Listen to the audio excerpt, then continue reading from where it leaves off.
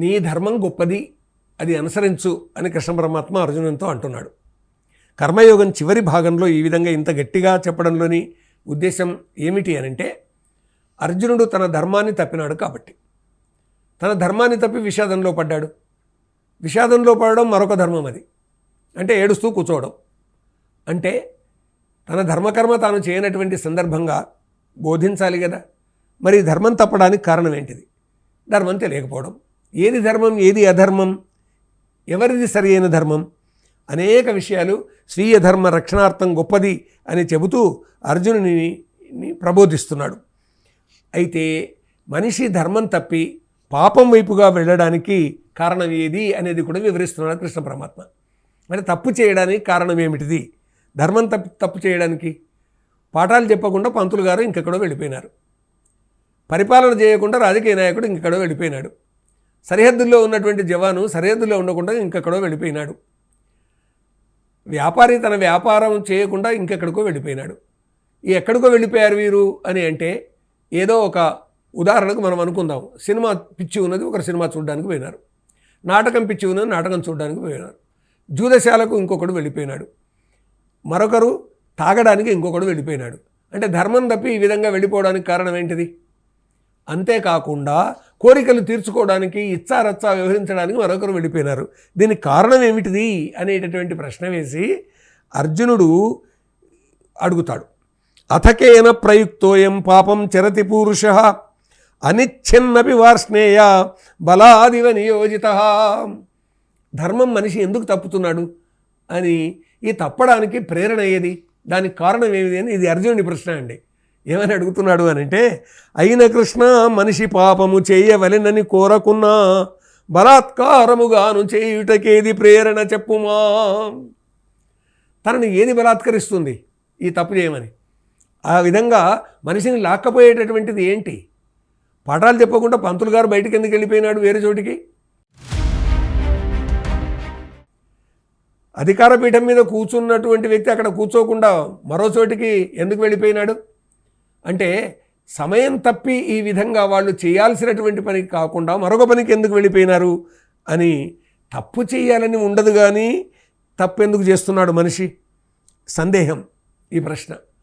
భగవద్గీతలో ఇలాంటి ప్రశ్నలు అర్జునుడు అప్పుడప్పుడు వేస్తూనే ఉంటాడు గీతాచార్యులతోటి. అందుకే ఒక చోట కృష్ణ పరమాత్మ సంశయాత్మో వినశ్యతి అంటారు. అంటే ఎప్పుడైతే సంశయం కలుగుతుందో అప్పుడు తప్పకుండా ఆ సంశయం తెలుసుకోవాలండి అని గీతాచార్యులే చెప్తూ ఉన్నారు.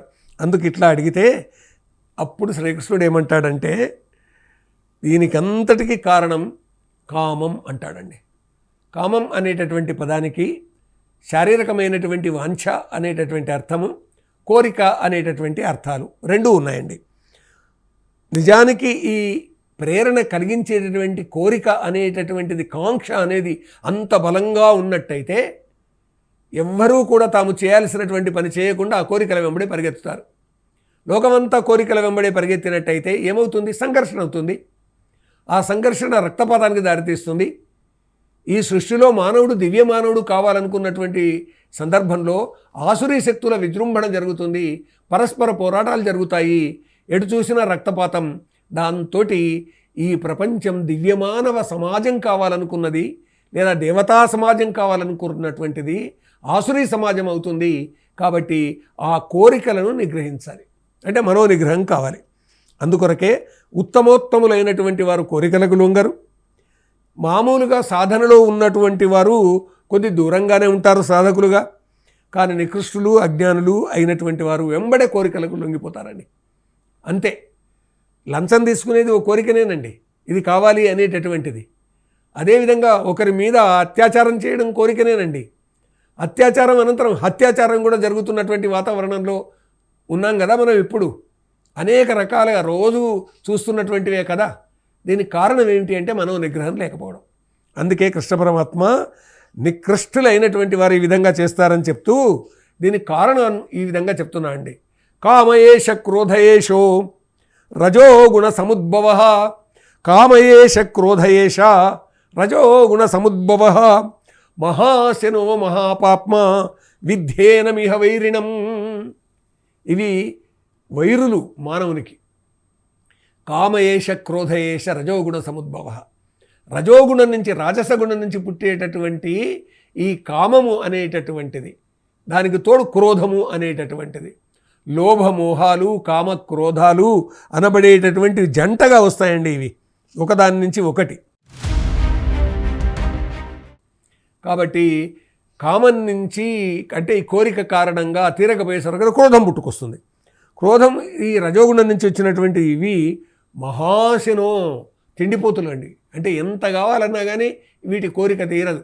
అంటే అగ్నిలో ఏదైనా వేసినట్టయితే ఎలాగైతే మంట ఇంకా ఎక్కువ విజృంభిస్తుందో అదేవిధంగా కామం తీర్చుకున్నా కొద్దీ, కోరికలు తీరినా కొద్దీ ఇంకా ఇంకా ఇంకా అని కోరుతుంటాయి. మహాపాపం చేయిస్తాయి. ఈ మనిషికి ఇవి శత్రువులు లాంటివి. రజోగుణ భవమైన కామము కారణం మగు క్రోధమగునది, తృప్తి పొందదు పాపహేతువు మోక్షమార్గమునందు శత్రువు. ఇది మోక్షానికి శత్రువు. అందుకొరకే కృష్ణ పరమాత్మ ఇదివరకే ఒక మాట చెప్పారండి, క్రోధం వల్ల ఏమేం జరుగుతుంది అని. క్రోధాద్భవతి సమ్మోహ, సమ్మోహాత్ స్మృతి విభ్రమ, స్మృతిభ్రంశాత్ బుద్ధినాశో, బుద్ధినాశాత్ ప్రణశ్యతి. క్రోధం వస్తుంది కోరిక తీరినప్పుడు, దానివల్ల సమ్మోహం కలుగుతుంది, దాంతో మనస్సు విచలమైపోతుంది, అంతా మర్చిపోతాడు. అంతా మర్చిపోయినట్టయితే అది సర్వనాశనం కిందకి వస్తుంది.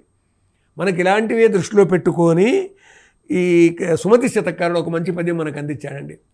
తన కోపమే తన శత్రువు, తన శాంతమే తనకు రక్ష, దయ చుట్టంబవు, తన సంతోషమే స్వర్గము, తన దుఃఖమే నరకమన్రు తద్దయు సుమతి. కామం వల్ల క్రోధం వస్తుంది, క్రోధం వల్ల సర్వనాశనం జరుగుతుంది.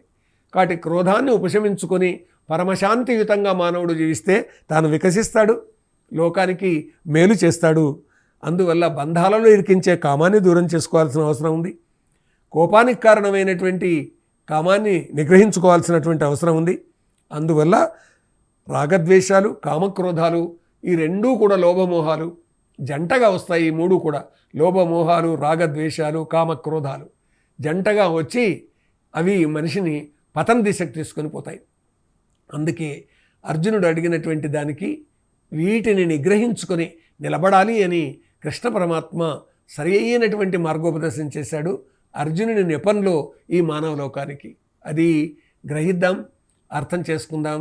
సామాజిక జీవితంలో దానిని పరివ్యాప్తం చేసేటటువంటి ప్రయత్నం మేధావులైనటువంటి వారి చేత చేయిద్దాం, వారు చేయాలని మనం కోరుకుందాం.